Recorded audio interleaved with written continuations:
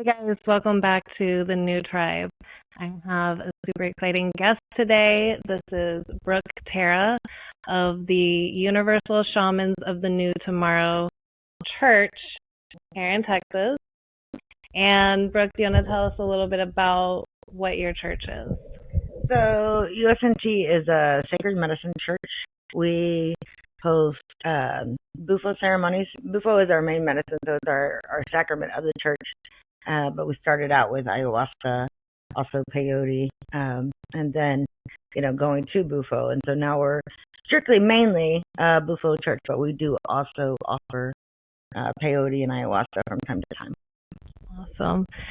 So I came upon you as part of my own journey that I've been on, and a cornerstone aspect of this process for myself has been the sacred medicines. And for me, that aspect of my experience began about 2 years ago, a little over 2 years ago. Actually, no, I'm going to back up. My first experiences with any of the sacred medicines were psilocybin, and it was for medicinal purposes. I had MRSA, and my younger brother, who at the time was in his chemical engineering program, had previously had MRSA breakout a couple of times, and coincidentally did mushrooms recreationally one weekend during his outbreak and saw a tremendous change in his healing process. Just like even his doctor was shocked to see how quickly he had healed. So then about a year later, when I picked it up from him, he said, okay, we have to try and see if the mushrooms really do help heal the infection. So my first experience with any plant medicine was to physically use it as medicine for my body.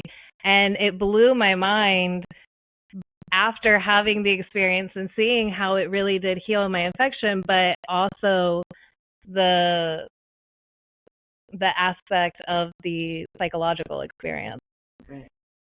Then many years later, actually this was probably about 10 years ago, and many years later I came back to the medicines during the thick of my dark night of the soul kind of thing, where I was hitting rock bottom and really reaching out and looking for whatever modalities the universe had for me, and came back to psilocybin, and then was invited to go to Costa Rica and sit with ayahuasca for 2 nights, and then a month later was then again invited to experience Bufo, and that was 2 years ago.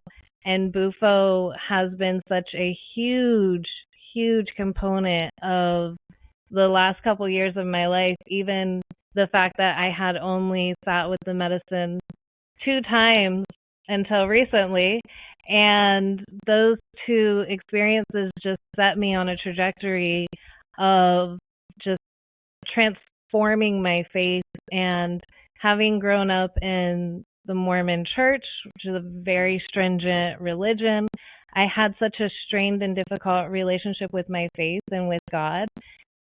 And I struggled to figure out how to make sense of that moving forward, because I was shown a very, very specific personality of God, and that didn't sit well with me. But I felt like after having Bufo, I was able to really reconnect with my faith from a totally different perspective, because then I was able to define my relationship and my concept of God for myself rather than through any type of church.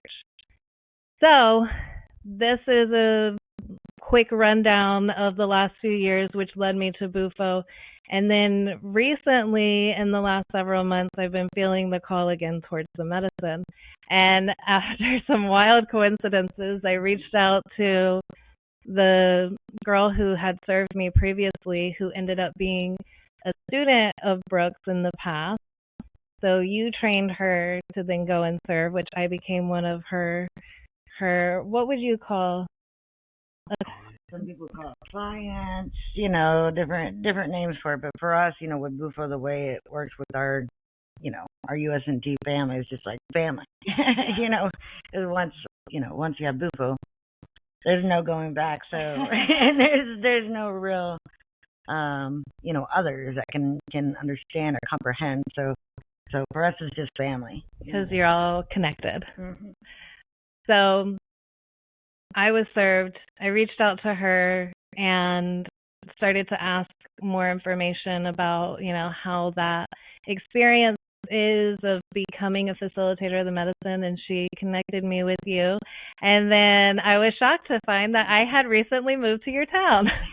Exactly, which is Huntsville, Texas. So that's not, I guess I wouldn't say it's not a normal town, but it's not a big city. It's not like Dallas or Houston. But the majority of our people, they come from, everywhere, really. The majority of our people fly in.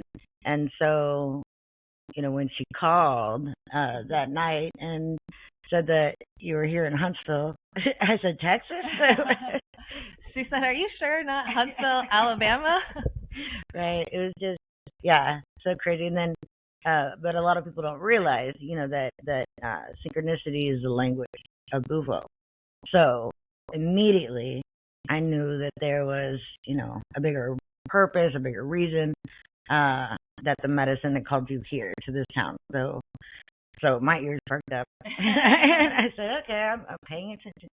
And for clarity, I moved here last year unexpectedly. I was in a very wide open space, which I had intentionally created. I knew that where I was living in Plano was not the correct place, so I just kind of peeled everything away and didn't choose. I didn't make a decision of where I was going to land next. I set the kids and I up in a way that we had a home base and we had a plan, and we were open to following that plan to let it lead us to where our next home was. And that ended up being Huntsville. And then it was not for 4 or 5 months that I even found out that you were here. And so when you started to explain to me the synchronistic aspect of the medicine, which I'd already experienced, but I didn't have the verbal concept to attach to what I had been experiencing, I was like, oh, this all makes so much more sense to me now. Okay, so how in the world did you end up running a sacred medicine church in a small town in Texas? So, I started out as a teacher. I mean, that's why I went, to college. I got my bachelor's, etc. I started teaching, and around 2007, 2008, spirit really started moving in my life. Just to kind of fast forward a bit into that, I went to a C5 meeting, which is Dr. Stephen Greer runs, and basically was C5 stands for close contact of a fifth kind, I believe. So it's basically going out with others to make contact consciously through the collective. And so I went to the first one they had in Houston, and at that point I met David, and David Dale was his name, or is his name. We're so close. And anyhow, so he and I, we were the only ones that walked out to where these lights were, flashing out in the woods. And when we were walking back, he stopped me. He said, what's your name? And I said, Brooke. He said, well, my name's David Dale, but you can call me Maestro because I'm going to be your teacher. And I said, okay. What are you going to teach me? How to make contact? I didn't know. And, he said, oh, there's a lot of things. And the next thing I know, literally the next day, he came over and started teaching me about the medicine, which I had no idea why, at the time. But the things that started flowing and it was kind of like connecting the dots in my life, I guess you could say, that had led me up to that point. And so then it was, time to basically start sitting with the medicine directly with him. So we did that, and then from that... Which medicines were this at that time? Ayahuasca. yeah, so I started working with him with ayahuasca, and basically all of the CU5 events after that first one, there was never contact made after the first one. The first time it was brief, but it was, powerful and beautiful, and that's where I met David. All of the ones I attended after, he did not attend, and we never made contact. And yet all of these things were kind of growing. This spiritual awareness really was growing, with him and I in that way. And so we just kind of broke off from that group and, called ourselves Universal. That's where the Universals, with the AGs, Universal Shamans of the New Tomorrow, because he worked with medicine. And so anyhow, so that's where the actual name came from. Okay. And that's where, the group first kind of started, like the first people that were interested were the ones, that had made contact with us the very first time. So we continued on with USNT. I was getting Airbnbs in order to, host ceremonies, and one thing led to another with that. And, within that first year or so, I was able to, not even able really, just kind of forced to, leave my job and get land. That way we could move out, and and it all kind of just snowballed. Yeah, snowballed, from there. But a lot of people ask me different questions, about the formation of the church and how this and how do you do that, and honest to God, it was never me. It was never like I don't know how to go about it, at all. Really, it's just it was so spirit made. Yeah. When I tried to continue working with children, it just cut off every aspect of it. The first place we moved was Porter. There were no teaching jobs. They were all kind of kept in the family. So it was so odd. So, but as I'm trying to find a teaching job, I have all of these different shamans calling, wanting to come in from Peru and Brazil and Colombia. So, I was busy setting them up, but also still trying to find work, and it just balanced each other out, the and situation. the universe told you, you're going to teach, just not kids anymore. Exactly, yeah. So when you met David, did you previously have any experiences with medicines, or this is like your crash course? I had, so LSD when I was 14 once. I remember that. Yeah, definitely. Yeah, it's funny because that's one of the main questions, I ask, is this your first sacred medicine, to people.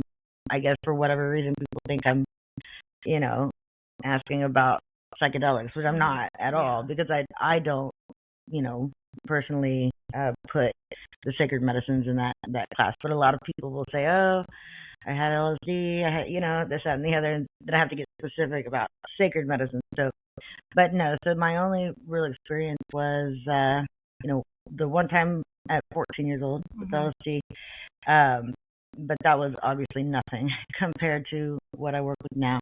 Yeah. And the other one, though, was Salvia divorium. And so that was very brief, but it was very consuming.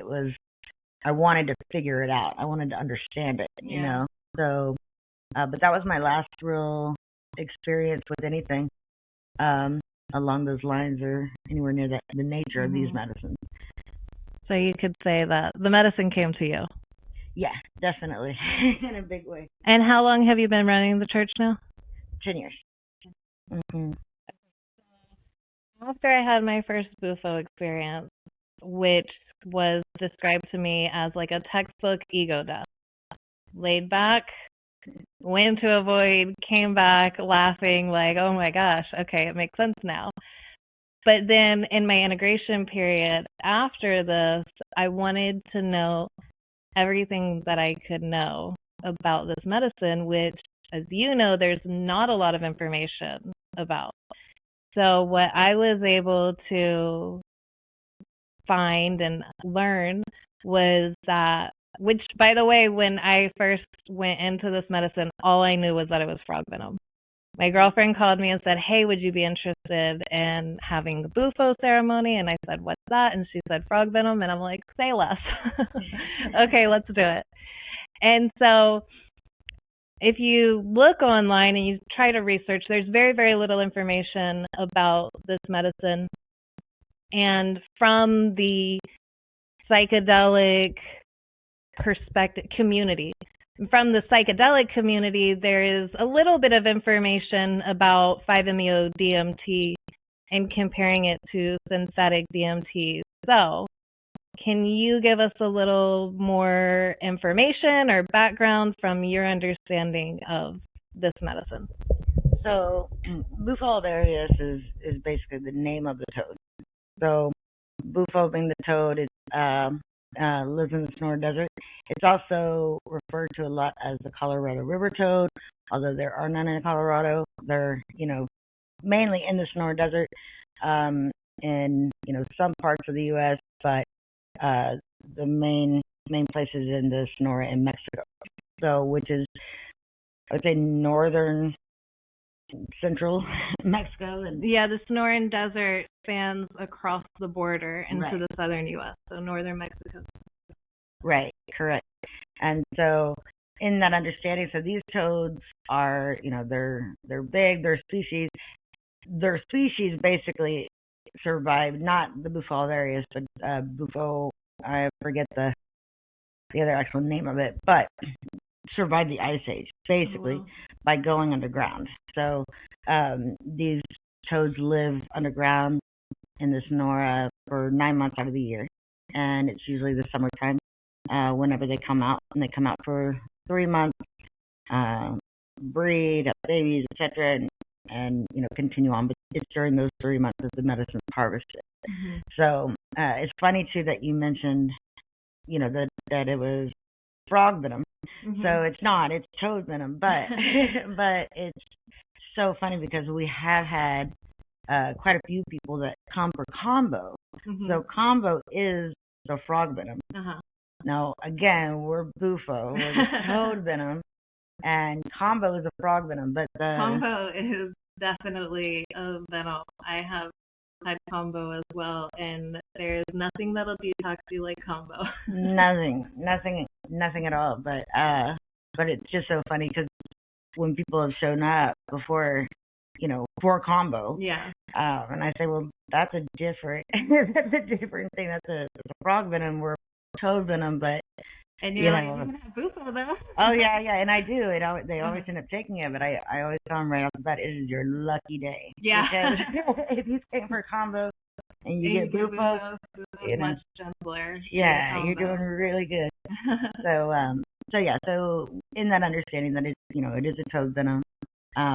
Also the lack of information out there is the prophecy, that which is what our church is based on. So, and that understanding of the way the prophecy works, it was a little over 500 years ago when the Spanish conquistadors came over. It was 1521, and they hid the knowledge. The indigenous hid the knowledge of Bufo, and for that 500 years, and then so now, with 2021, I believe it's August 17th of 21, that that prophecy became fulfilled.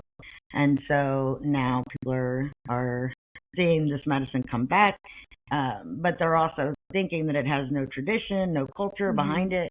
When it does, it was just hidden for 500 years. Okay, share a little on the prophecy, because I had never heard of it. Even in my research, I'd never heard of this prophecy, which is super common amongst most indigenous cultures, particularly in South America. And so explain what the prophecy is and where Bufo lands within this prophecy. Okay, so, first off, the prophecy is multifaceted. It's called the Eagle and Condor prophecy. So, in that understanding, it's multifaceted. So, it really covers a lot of different things, but it's all, based on this 500-year period. Medicine-wise, I'll just say the prophecy out loud, and then I'll say it with the commentation, I guess you could say. So the prophecy says, when the eagle of the north flies together again in the same sky with the condor of the south, then the spirit of the land will reawaken. And so in that understanding, when they're speaking of the eagle from the north, that's the medicine of the north representing peyote. Okay, and then the condor of the south would be representing ayahuasca. Okay, from South America. So when the two, ayahuasca and peyote, fly together again in the same sky where it's, where the north and south are connected and united, like we were just discussing, is the Sonora Desert. And so it says, when the two fly together again in the same skies, and the spirit of the land will reawaken. And so the place the sky is shared is the Sonora Desert, and the spirit of the land is Bufo, under the ground for 9 months out of the year. And so basically that's the prophecy, the bigger understanding with Bufo, and why the traditions were, kept secret or kept hidden for so long, and why it doesn't have any information behind it. Again, it just is what we're doing now, is trying to bring that the sacred knowledge of Bufo back to the forefront of understanding it. Humanity's ready for it again. Oh yeah. We've been ready, I think. But yeah. So when you explained this prophecy to me, it connected so many dots in my mind, because Bufo, having had ayahuasca myself, and I haven't had peyote yet, but I look forward to the next peyote ceremony that you host and being able to come participate in that. But having had ayahuasca and Bufo, and understanding the stark contrast in what those experiences provide, it made so much sense to hear the prophecy, particularly from this perspective, because these ancestral medicines that we have used ceremoniously for hundreds and thousands of years are very, very different from the so-called new medicine, because Bufo was only discovered in the 80s, correct? I believe in the 70s. Okay. They say that it was. That's, the Albert Most pamphlet, which I have, you can look at. But it's, it's almost so ridiculous, it's so far-fetched. And, I mean, it's... That he somehow isolated the component. He was studying plants that had DMT, and I don't know how I did read about this, and how he somehow made the connection with DMT being in the toad venom, and then so he goes out and collects it and smokes it. But my question was, how did he know this process? How would he have known to even do that? When you're studying a venom without some sort of traditional knowledge of how to safely handle the substance. Right. And then when you get more into the nitty-gritty, like Albert Most wasn't his real name. All of these. I know on the Hamilton Pharmacopoeia, there was a whole segment on that, and then Hamilton had to go back and apologize for the misinformation, and it's just misinformation. I mean, to me, anything that is anything that you hear about Bufo that doesn't resonate, mainly, especially for people who've had Bufo, if it doesn't resonate, it's not true. Yeah. You know what I mean? Well, I think that's often a really, really good guidepost for anything. Most people from a spiritual perspective especially will say, take what resonates and leave the rest. Because everything has to be said on a spectrum of frequencies for the most people to be able to receive the message. Right. And so one part of the message may resonate, but the rest may not. And so maybe the reason that this circumstance that's questionable and kind of vague and weird with this Albert Most guy, which was, like you said, his pseudonym, maybe that was just how things were able to start getting into the mainstream, right? It kind of came through the early psychedelic community of looking for this specific component, the God molecule, right? Which is what DMT is. So what is the difference to your understanding of DMT and 5-MeO-DMT? Well, so DMT would be the spirit molecule, right? And then, Bufo, or, well, I guess, really when they dissect it to the point of calling it a molecule, to me, it's just, nah. It's just, I don't know, that bothers me in a way. But when they're calling it a molecule, they're usually referring to the synthetic version. So the DMT would be what they would call the spirit molecule, and the 5-MeO-DMT, which is what is found in Bufo, would be considered the God molecule. Now, when you look at the sacred medicines and how our ancestors named them for the consciousness that you take in, right? So literally ingesting the consciousness of these sacred medicines, they named the medicines for the consciousness. So that way you were aware of who you were actually taking in. So with the idea of, your body being like a vehicle, and then your consciousness being the driver of the vehicle, but whenever you take one of these medicines, you're now in the passenger seat or back seat, and the consciousness of the medicine is driving. So in that understanding, our ancestors named, for instance, the mushrooms Niños Santos, which means holy little children. So you can understand, if you have some mushrooms, you're going to go out, the colors are going to be brighter, you're going to laugh and giggle, maybe take a butterfly.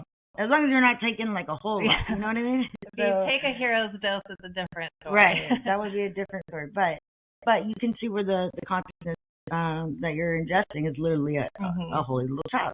And which is why, to this point, though, it's really important to acknowledge why microdosing mushrooms people find so beneficial, because they're taking in the spirit of a lighter consciousness, a lighter awareness, and they're able to enjoy themselves. And because it is a psychosomatic medicine, it has a physical impact on our body and our brains. And so this spirit is physically working through us by repairing and stimulating new neural pathway connections in our brain, which we're consciously experiencing this elevation from. And one of my favorite things about all of the medicines is the way that science is starting to connect the benefits that our ancestors have always known. Right, exactly. Okay, so go on to the rest of them. Okay, so I get the mushrooms, the Niños Santos. The ayahuasca would be Abuelita, the grandmother, with the feminine, and then Abuelito, the grandfather, that would be peyote. So peyote, the grandfather, also with San Pedro. So these masculine, which is easy to remember because masculine. That's how I remember. And so San Pedro, peyote would be the masculine, the grandfather. Ayahuasca, Abuelita, the grandmother. The mushrooms, the Niños Santos, holy little children, and then Bufo would be Dios, which is God consciousness. So you can understand how the different experience with, but also understanding that relation between what they call the God molecule as 5-MeO-DMT, and then what our ancestors named the God consciousness of Bufo alvarius. So so it's the understanding is we're dealing with God, or the divine within us, So, but also with with our church and what we are doing, we've mended our ways, with understanding the way the medicines work and why they've been working for us in these ways. And so, in that understanding with peyote, the traditions that are of peyote are very much what we're bringing back to Bufo, because they're from that same area. And so having that connection and learning everything that we've learned, through the peyote traditions and ways, and bringing that to Bufo, we've learned how to work with people who are needing to heal, like past childhood traumas. Rather than taking Niños Santos, they can still take, the medicine, but we have south ceremonies. So we keep our focus in the south, which is the direction of south is the children. And so we bring in that element, and then same with the west for the abuelita, the grandmother, ayahuasca, and then the east for the abuelito, grandfather, peyote. So we're still able to work with these with these ways through Bufo to cover the different healing aspects of the other medicines, the other sacred, if that makes sense. Yeah, so essentially through the physical elements in your ceremony space and utilizing those energies, you can almost channel, like in the South ceremony, you would channel the energy of the Santos Niños through Bufo. Not so much. Not so much channeling the other, energies of the medicines themselves. But what the medicines connect to and represent? Yeah. So right. So the South, when we put our direction or our focus in that direction, for a Bufo ceremony, then it's very much so focused on healing that inner child. Yeah. And then the same with the West for the feminine, and then the East for the masculine. And then the North would be ancestral, which is, spirit. And so with working with these elements, we can, do a lot of more so focus healing for these particular areas of life when it's needed. So also when people come just for a group ceremony, they can initiate their own healing in that direction by sitting in a direction where they understand. So we review that a little bit before we actually go into ceremony. So if anybody wants to sit in one of those areas, they can kind of focus that energy. Not that it will heal the same way as the other medicines would, but for that energy in that direction to kind of be focused in upon. And so for the healing aspect of the medicine to go into that main area and let that work unfold, for that. I can attest to that because I've been in ceremony with you in both the South and in the West. And though you always explain it, it's not where my mind, I'm so focused on my intention going in. It hadn't really taken root of which direction had which representation yet. And I just sort of naturally ended up in those spaces where you were like, okay, pick where you're going to be. And then reflecting after ceremony of the experiences that I had or the thoughts and feelings that came through during them, and you're like, oh yeah, that's because you were in the South. Oh yeah, that's because you were in the West. Right. Yeah, big time. And I'm just now remembering too with the last one we had, which was more the laid back one, which was you were in the South. And those little sour candies. Oh yeah. I'm just remembering right now, and I'm like, yeah, that's right. It's always well, so that part never gets old with Bufo. Like I'm always just as shocked, with these little nuances of information, the way that the medicine works with the elements. It's so powerful, It's amazing. It is. And I can imagine throughout a 10-year experience and relationship with this medicine that you've seen some really incredible things that have happened. I know just in the last few months you've shared a few with me throughout, shortly after we've had ceremonies together, and then something synchronistic will happen on your end and you're like, look at this. Yeah. And so it's amazing. Yeah, never gets old. Now that we have a little bit of an understanding about what Bufo is and where it comes from, what can we expect going into a Bufo ceremony? And I know that's sort of a loaded question because you never really can tell. Right. No, and you never can tell. And that's one thing. It's funny because, the way you asked, because what I always tell people is do your best not to expect anything. Don't. That's why I hesitate to even ask the question, because I know that you're not going to want to paint too much of a picture there. But I will share about my first experience, which I believe it was what it was because I had no knowledge.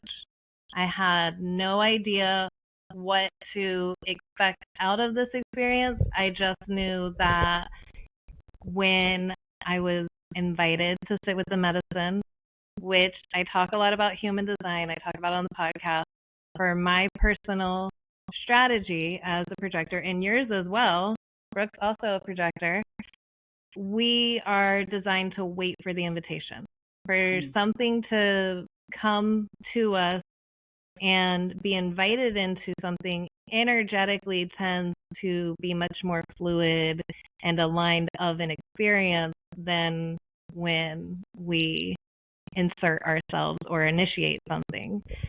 I don't know about you, but I know that when I learned my human design and I learned that made all these little pieces fall into place of things that made so much sense. And I kind of understood that, but I didn't really until I learned my human design.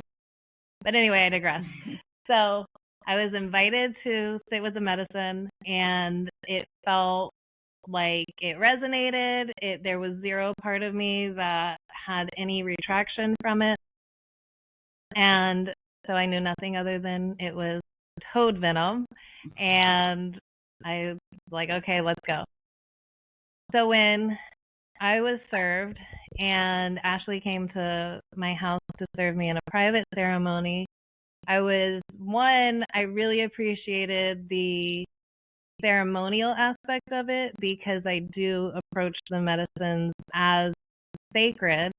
I have a very holistic background. Everything in my life growing up was herbs and the way that we were treated, and everything's like very natural and holistic. And so the transition into the space of sacred medicines made so much sense for me already because I already have such a connection to the medicinal gifts of the earth.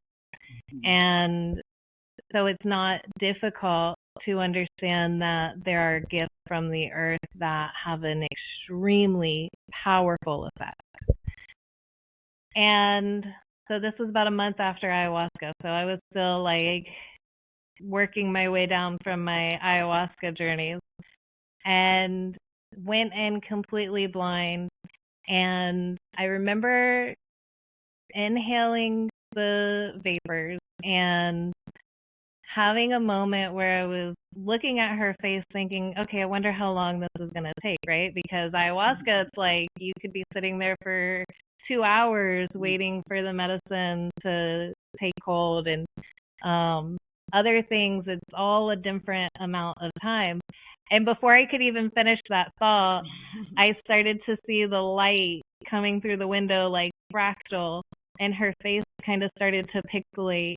And that was the moment where I just surrendered to it. My last conscious thought was, okay, if this kills me, it's already done. Like, I've already taken it, and if I die, I die. There is nothing I can do. And I think that surrendering in that thought allowed me to just release, like, to the medicine.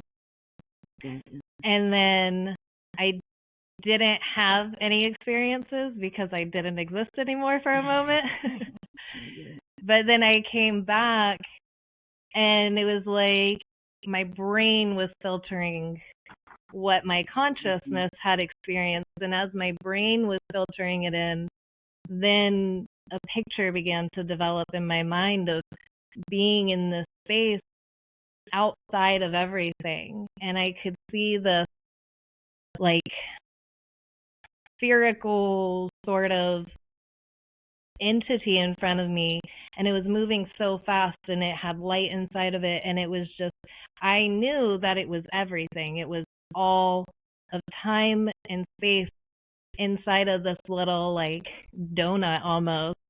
And it was all happening at the same time. It was like I could see every time of the Earth's existence and before and after and just all of it at one time. And I was outside of it in this void, and I was a frequency. I was a hum, and everything I was witnessing was a hum. And so when I came back to my body consciousness, I could still hear that hum. And I just started laughing, and I was like, oh my gosh, It's always everything all the time.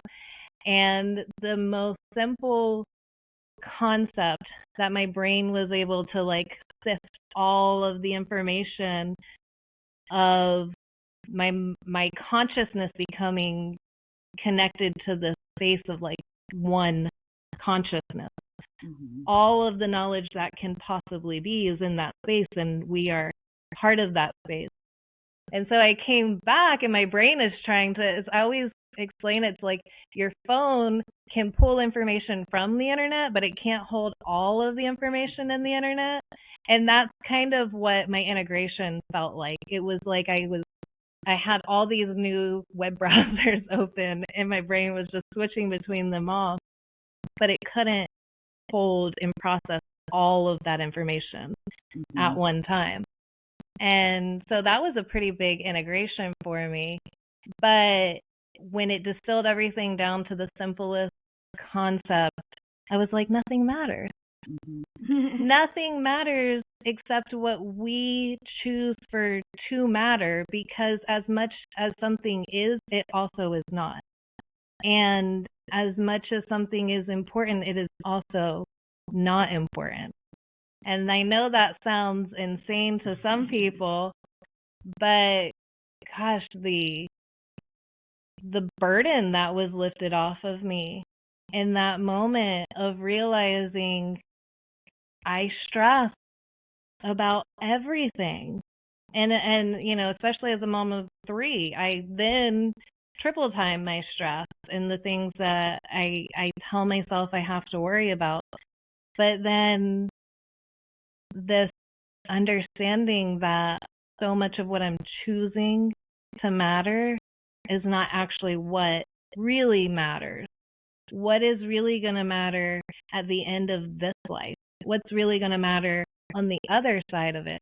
And so when I say that Bufo has had a huge impact on all of the decisions and changes and choices that have been made over the last couple of years of my life, it has had a tremendous impact because it's helped me move with such an intention of looking far beyond the moment of, you know, this house is a mess and this needs to be done and I got to go like take care of these things and run these errands, and things that we just run on the wheel in our mind all day long. Is like, it always gets done. It'll always get done. It's okay. And I was able to just really start releasing a lot of the pressure that I put on myself and become extremely intentional with my interactions with other people, especially with my children.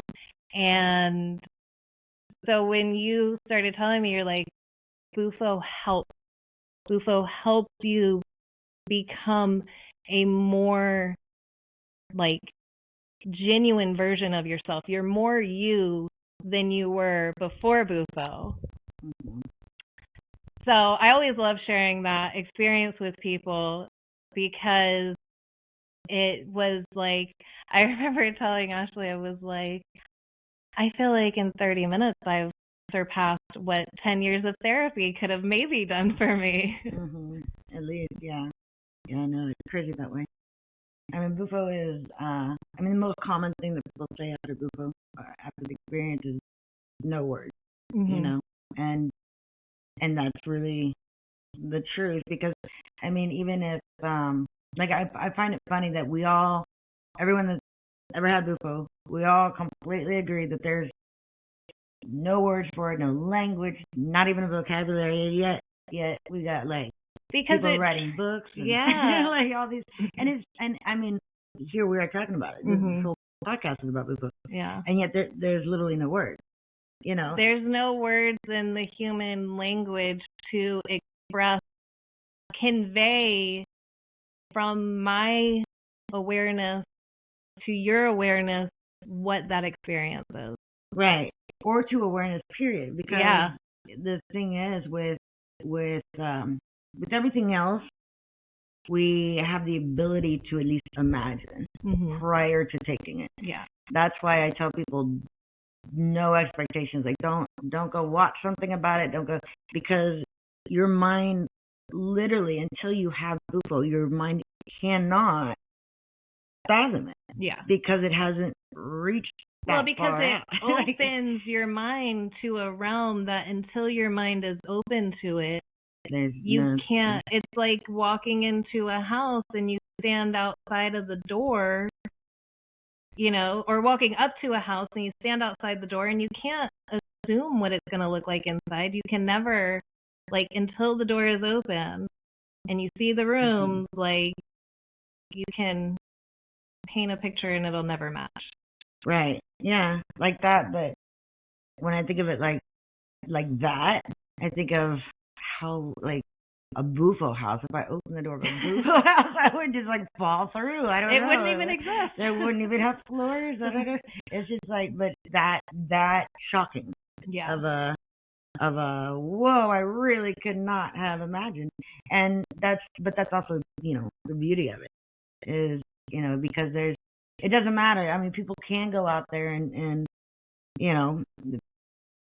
read all this stuff and watch all these things and then come with these expectations. It still doesn't matter because the actual experience will so beyond surpass expectation every time. Yeah, that's why I'm I've got the best job because I know you get surprised every day, every single day, and it's it's such a beautiful thing to have people even if it's not their first time. First time, it's always my favorite to get to share that experience with somebody, but also for the first timers who when they come back and no one thinks that they can go nearly as deep as they went the last time, but then it's a billion times more and completely different. So I mean it's the literal definition of infinite. Well, it, like you explained, it is God consciousness.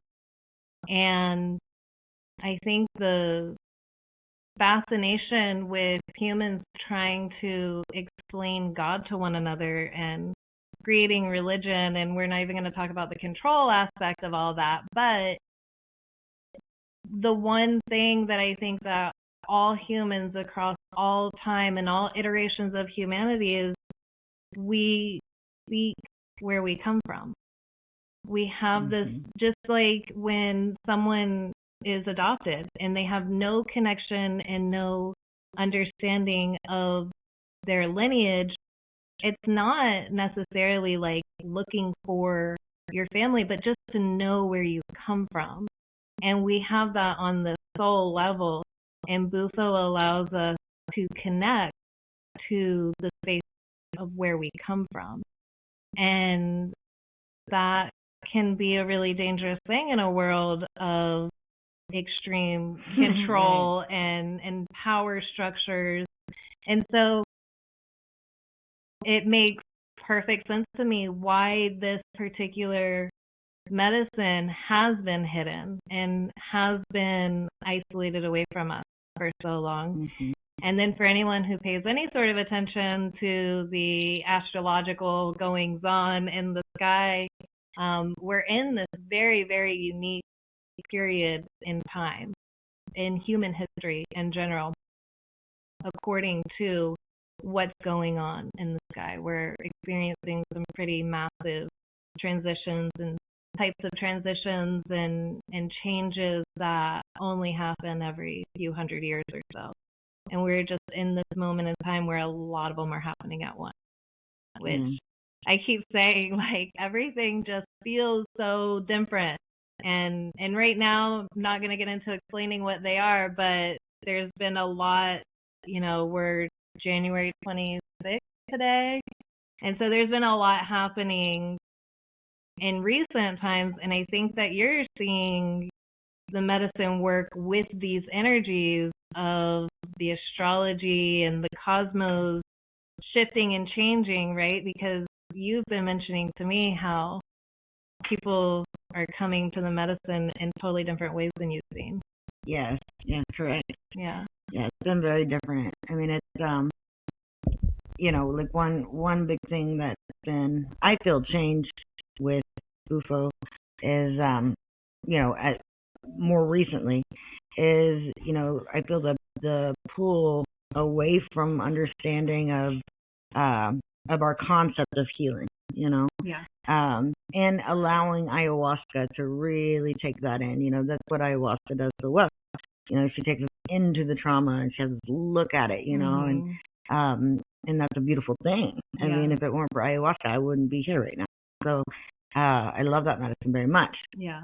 She's not my medicine, but I love her very much. Yeah. And so the direction, though, more so with Bufo, I feel is pushing us more into a way of understanding, that it's up to us. Like, this is heaven, this idea of, of living out this life in a good way so we can get to heaven. Like, that's just so elementary. I mean, it doesn't even really register, but the understanding of, you being a creator, and your reality is literally always been created by you.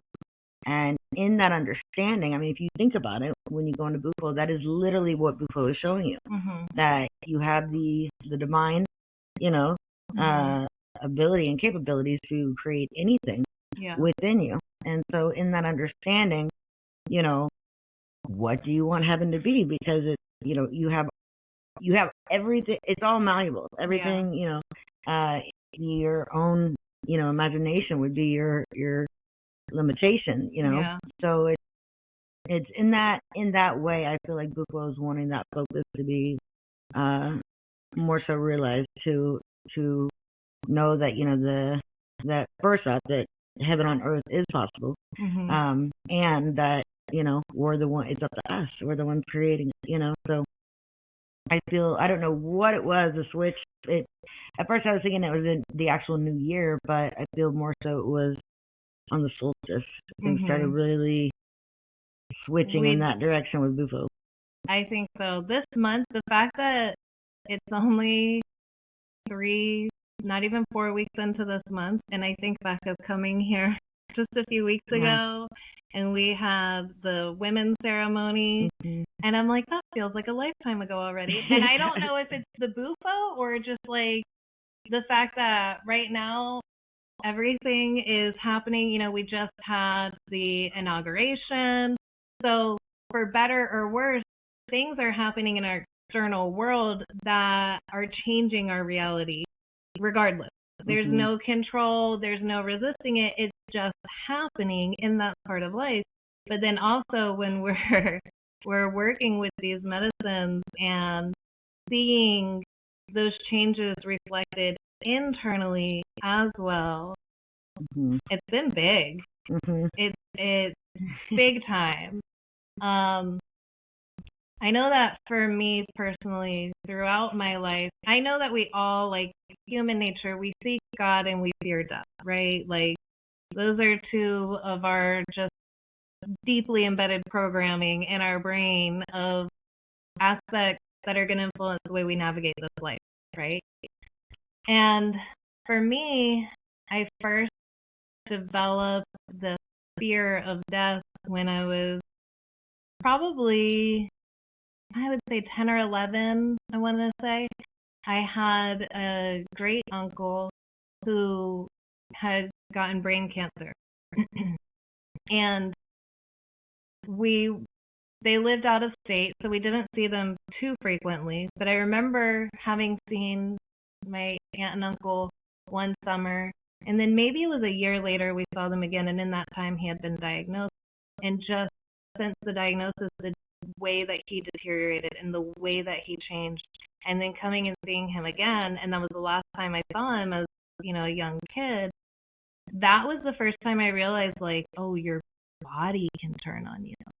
And so I grew up in an environment where there was a lot of external violence in the community, in the home. There was just a lot of turmoil. And so my mind and concept of death and danger was always external. You can protect yourself, from certain situations. And then, like, my mind was open to a whole new version of fearing death at that age. And it's something that I think it's part of my karma in this life or something is to make peace with the concept of death, because then I had my kids and it was not so much I was afraid of dying, but I was afraid of leaving them. Mm. And going through different experiences throughout life, having traumas where you dissociate and all of that, like you get this callous view towards death where you almost like mock it a little. And then going down my own path towards healing or whatever it was I needed to do to find peace. I think, we call it healing, but really we're all just looking for peace. Yeah. And Bufo played such a huge role in that. It totally reframed my understanding of death and my relationship with the idea, because, we all have to face it at some point, yeah? And so it reframed my entire relationship and has helped me so much in processing the fear that I've carried for so many years, which, I faced death when I had my pulmonary embolism. It's just something that has always come up to me. And so it's been really prominent in more of my recent sessions with sitting with the medicine. It's like I can almost feel it yo-yoing me between life and death, but then because my consciousness is still there, it's like I know, like I'm not actually dying, but I also know that I am. Yeah. It makes you think too, because like one of the deepest understandings that I know for me I've had with Bufo is the understanding that you are never born and you'll never die. As far as within your experience, that will never happen. And so, and if you think of it, like of all life experience, you like we don't remember being born. You don't have any stories of people really. You've got the near-death experiences, all this, but there is no one to actually explain. So, but with Bufo, you understand that you go back to, right, and source is steady there, always you, that you is never born, that you will never die, that you doesn't have a storyline or a name, it's just source connecting you, but you identify with it very well, like it's very, like that's just an absolute knowing in Bufo, and forgive me because I also know that, even though I say all this, out loud, when you really think about it, somebody popping in and listening to this, it doesn't make any sense really, unless they've had Bufo, but that you go back to in Bufo is that infinite source you. And so knowing that forever constant you is always there, there is so much peace. Like that's kind of where I see that, that peace with any, really any thoughts of the future whatsoever, because, that constant me, I know is not going anywhere, and is infinite. And so it's just ever growing and ever aware of us and ever aware of, of what we're doing. So it's just so weird when you try to figure it out up here. I tell people all the time, like after Bufo, don't get this involved. Keep your head out of it. Yeah. Don't work it over in your mind. And it's just so true. You'll never figure it out. You can't figure it out. But isn't that kind of the point? Because we're here and we experience life until we transform life, and then we go through these different iterations. You always talk about the way that Bufo works in spherical time. We imagine the world to be very linear. You're born, you live, XYZ happens throughout your life, then you die. But with the understanding of Bufo, and I think that this is becoming a more commonly accepted concept as well, because quantum science is exploding and people are resonating so much with what quantum science is saying, because it is tapping into the eternal aspect of ourselves, which prior to this point in time, we have all just been taught you're born, you live, you die, and hopefully you don't screw up too bad, because then you end up in heaven or hell, and welcome to your eternity.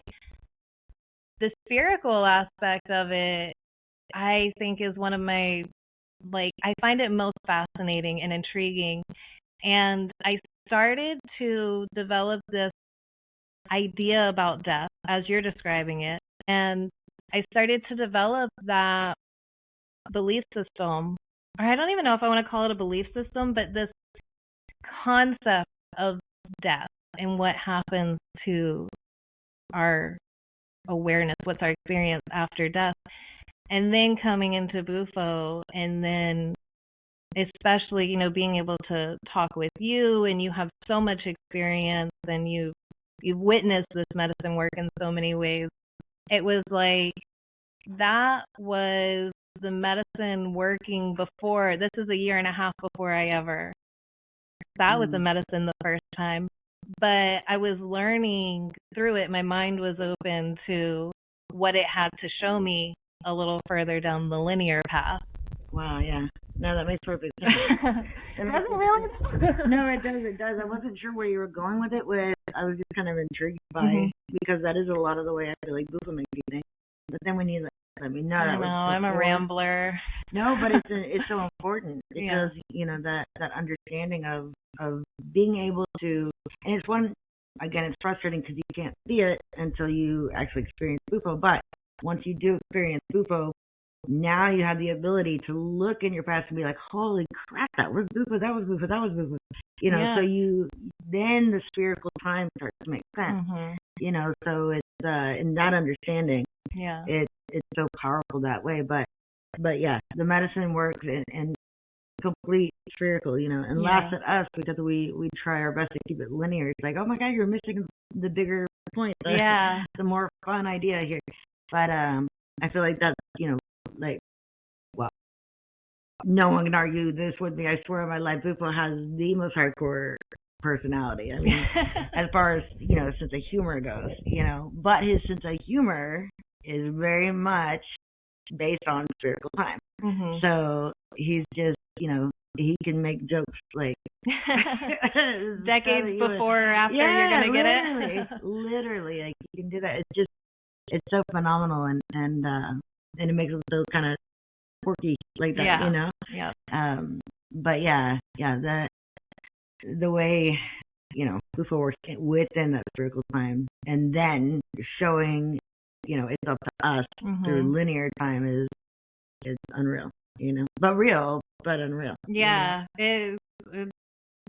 Reality gets a little bit mushier and in that space. Yeah, well, I love it because as someone who has always struggled with the very rigid structure of reality as we are socially taught, right?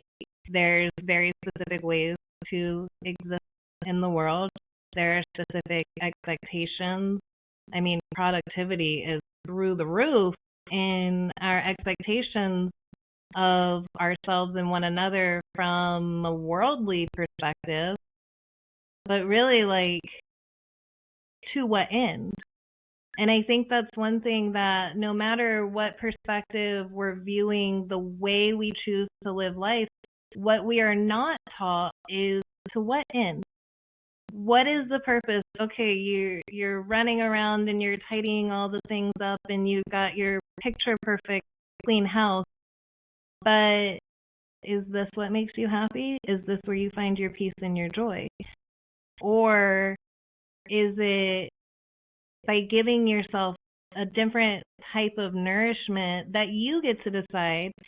And so for me, my soul has always desired to live in different ways. Not saying that I don't like to keep a tidy house, but that's just an example of living within these concepts. We're just taught these structured things that we're supposed to do. And that's the metric by which you are able to define if you're successful, if you're unsuccessful. I mean, how many people go to bed at the end of the day kind of beating themselves up a little bit because they don't feel like they've been productive enough that day? But maybe what you needed to be productive was something different than what our established expectation is. And so that's been one of the really big things for me, is really just working through the medicine and seeing reality in a more malleable way, and understanding time and life and all of these things from a perspective where I have more ability to mold the reality that I want to be in. I just have to allow myself to get rid of the rigid structure that has been programmed into my mind and my understanding of what it's supposed to look like. Does that make sense? It makes perfect sense. I'm so glad you brought it up too, because you really just now hit the nail on the head when you said, going into the program, right? Mm-hmm. Because that's exactly what it is. So it's like when you say, to what end, right? It's going to differ for each person, because each person has their own program that Mm-hmm. they're running through, and their whole life is literally based on, Mm-hmm. one program that is, it can be like a broken record. You're just Mm-hmm. going, around and around and around, and your life just continues, same major picture show, but different people acting out, the same part, and like that. It's just a program that's just continuing to run, that was, instilled in us as a child. But in that understanding, the program is, based on your subconscious. And Mm-hmm. so that subconscious, that, if you go to do work with, like say Joe Dispenza, Mm-hmm. he talks about going in and reprogramming the subconscious.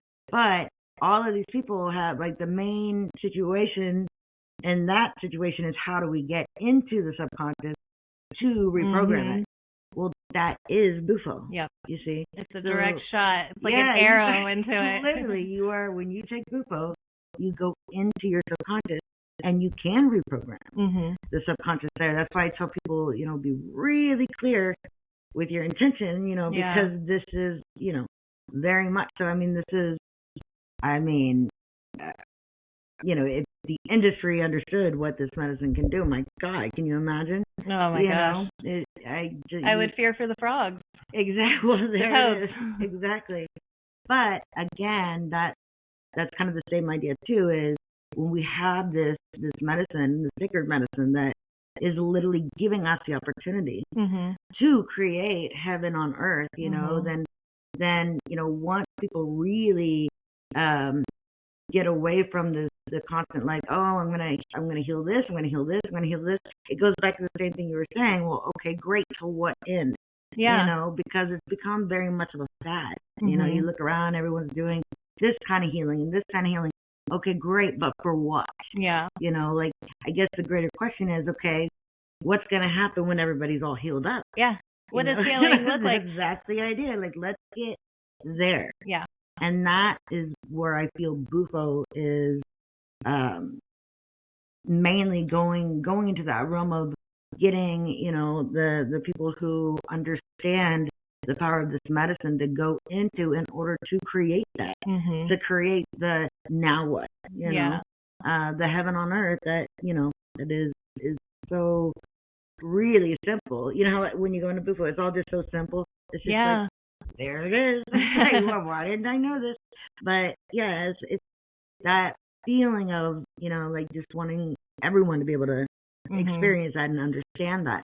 And so, like, that's kind of, I guess, the greater goal that I feel that I personally want to go do with this medicine, is learning to work directly hands-on within my own subconscious, to develop, ways for people to go in and really work on themselves and their aspects of how they see themselves, so they're not on this program of, like a hamster wheel.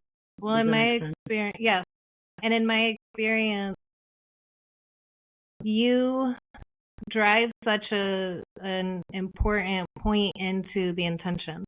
And I carry that in my own life, is I try to be very intentional with my interactions, and especially in making sure that I know to what end I am making choices, and I'm doing things, and I'm honoring myself first and foremost in that.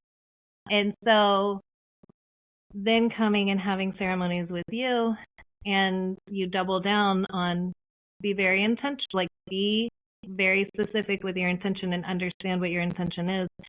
So I have done that in these ceremonies, and I can say that the things that I've focused on intentionally, what I want to work on, what I want to release, and I'll share a little bit. My intention towards healing, which we know that we're really not healing anything. We're finding love for the life that we're in and for the self that we are in the life we're in. But ironically, we kind of have to go through that journey of seeking healing to realize we don't have to heal the perfection that this life already is.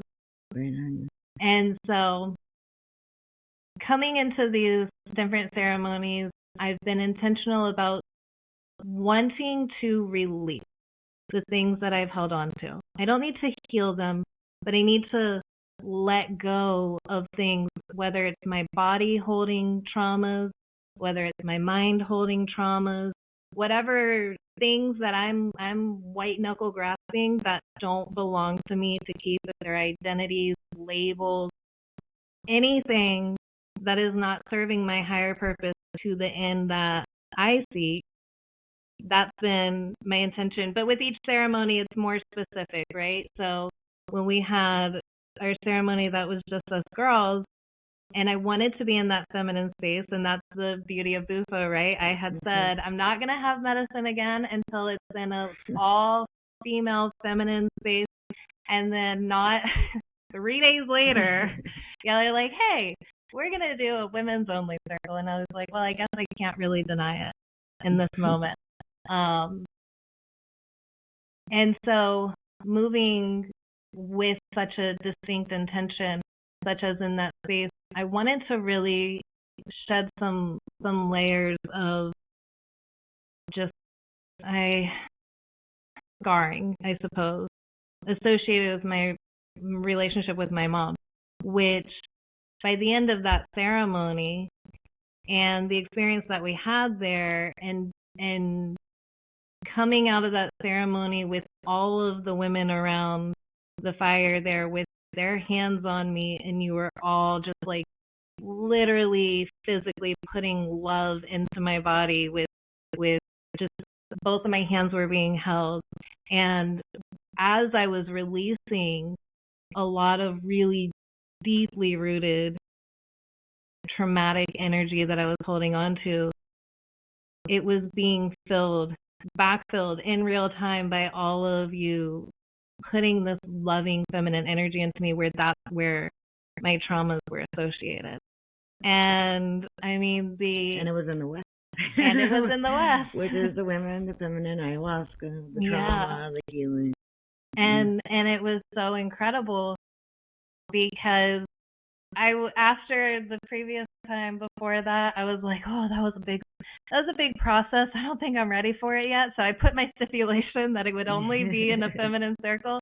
And then Bufo was like, okay, let's go. Right. So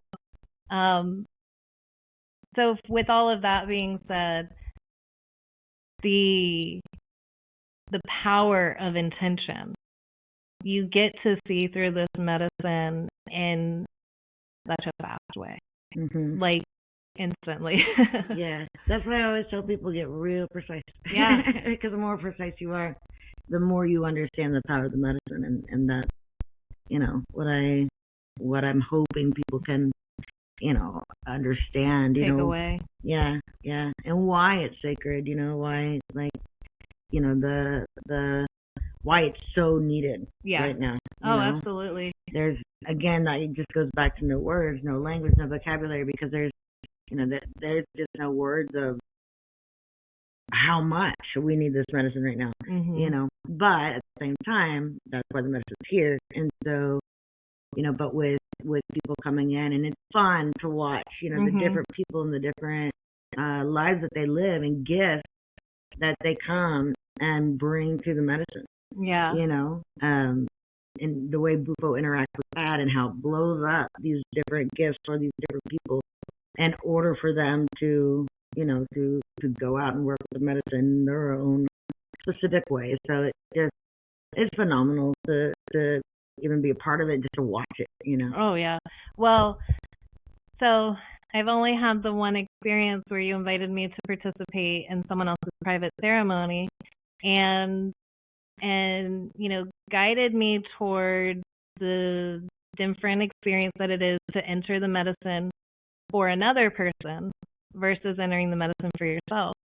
And then going into that space with that intention and with that perspective, and then going through the process that came out of that ceremony, I already had such respect and love for you for what you do, that you have truly devoted your life to this work. But now, having had even just one experience where I went into the medicine for another person, the purpose was the other person to hold space and to process energy on their behalf. And then the fact that you do this like daily, and that you hold this space and you do this work not just with people but also for them. And I see what a huge task that is, to go into the darkest parts of people's human experience and help them move through that. I mean, not to get into too much detail, but like the fact that my fingers, it felt like my fingertips were dying, like they were frostbitten and they were going to fall off. And then what he shared with me afterwards, I was like, oh my gosh. Yeah. And so I have so much respect and so much gratitude to you, for you have made a huge sacrifice in some ways by giving your life to serve this medicine and the people who seek it. And I'm just so grateful that I get the opportunity to learn from you and to share on our podcast here. I'm so happy that you have come on to talk, and I have so much love and so much respect and appreciation for what you're doing, because I think that as people continue the path towards healing and finding love for themselves, you just hold such a beautiful space in doing so. Thank you. Thank you. So much. Thank you. Thank you. Thank Bufo. Yeah. The medicine is great. Well, and I do think it's important to clarify that for me, the way that I see it is, I am a version of my higher self embodied in this human vehicle, as are you. And then we all trace the family tree back to God, right? And the way that I am perceiving Bufo, and I'd love to hear your take on this, is we talked about how it is the God molecule. It is the chemical embodiment, because in order for something etherical to exist on the physical plane, it has to have a physical embodiment.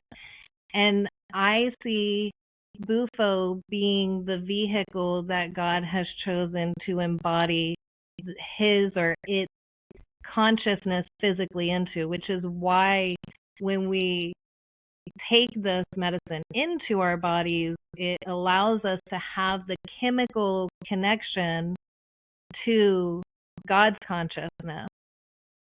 How does that? Kind of, sort of ish. I mean, for me, it's more the understanding that the body is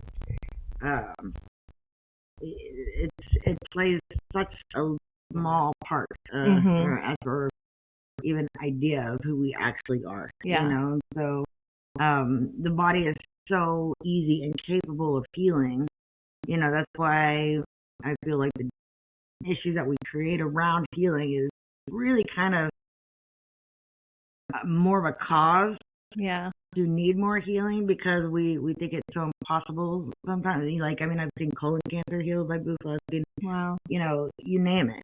I mean, anything, and so, and then Bufo's in the background saying, oh, on a day's work. You know what I mean? Yeah. It's not even that big of a... The miracles aren't even miraculous to Bufo? No, really, they're not. And they actually become, I mean, they're always, like I said, it's always wow, through my eyes. But it in spiritual time, miracles aren't so miraculous. Yeah. You see? And so that understanding, even though it's always like, holy shit, but, in that understanding, that's just how Bufo works. And so, when it comes to the body, I feel like we place it's more so of a distractor, really.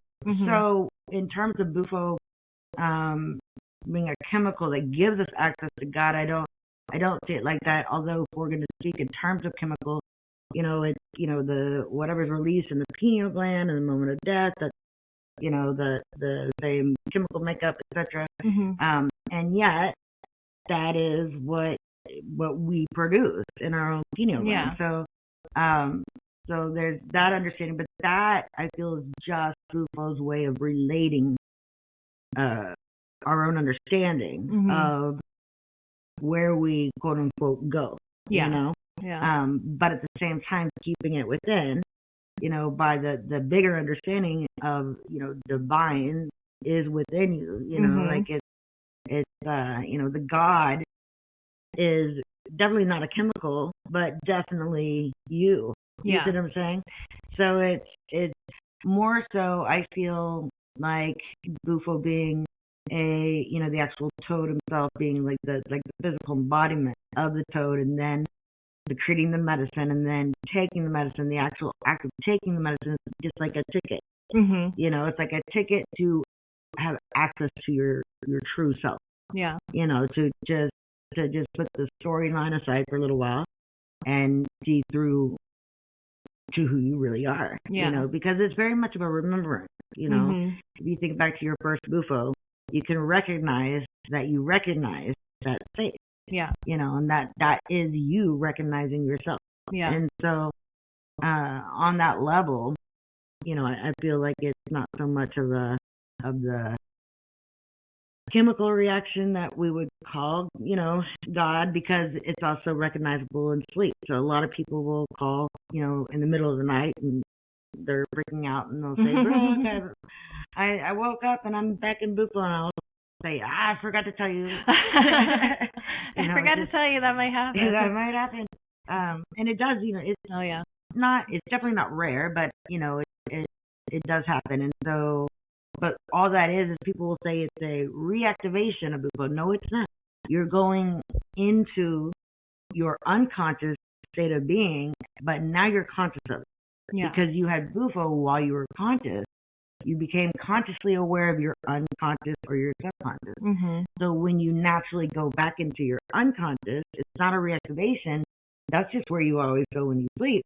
But now you recognize it. And so it wakes you up. And I can relate to that big time. Yeah. So I always tell people it's free Bufo, just go with it. Just write it out. Write it out. But yeah, so it's so in that understanding, and it's just recognizing you, and it's it's always you until you always have been. I think that's like a little bit of my nerdy side, because I like to always break things down.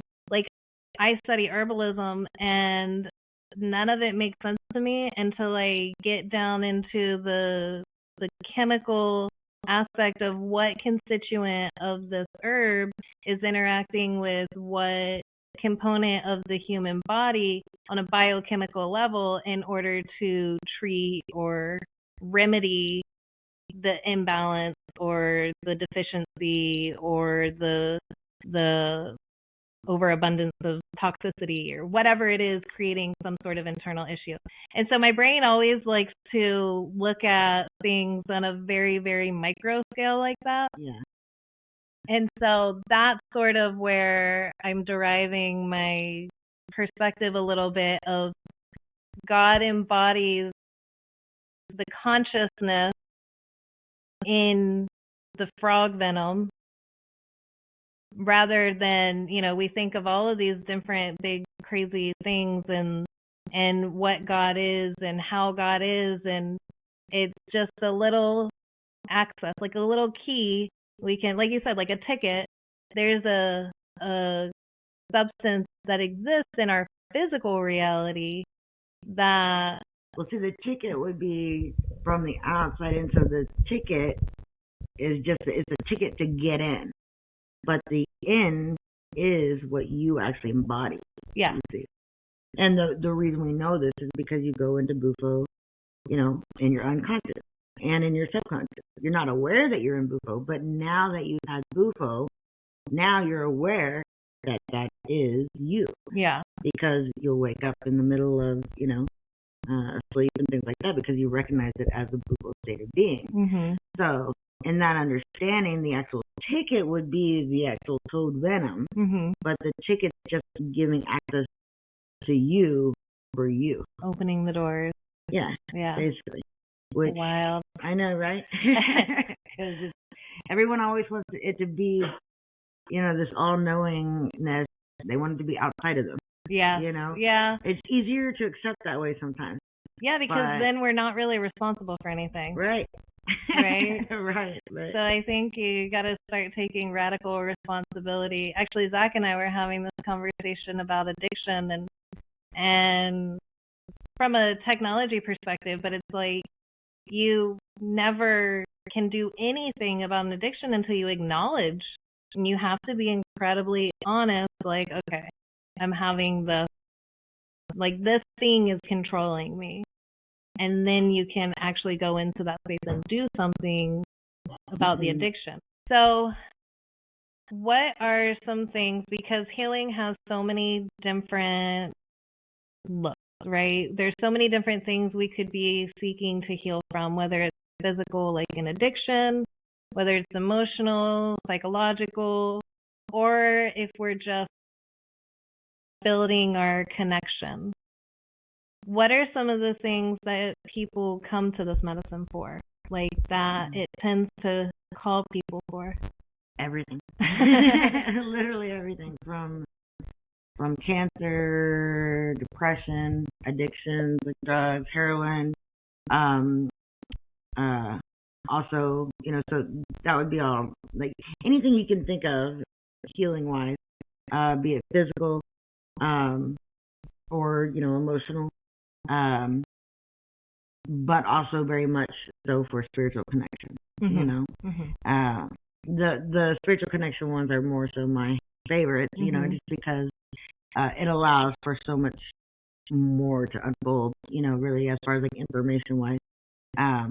But it everything that people need healing for, Bufo will work within. Like I said, I've seen it all. Yeah. But it also doesn't work like healing in the way people think either. A lot of it's just a change of perspective, so it's completely it's just a game changer on every level. Isn't that what people may or may not realize healing is often the trauma is an experience or a conditioning that has put a filter over our perspective or our understanding, our energetic connection with life and the people around us.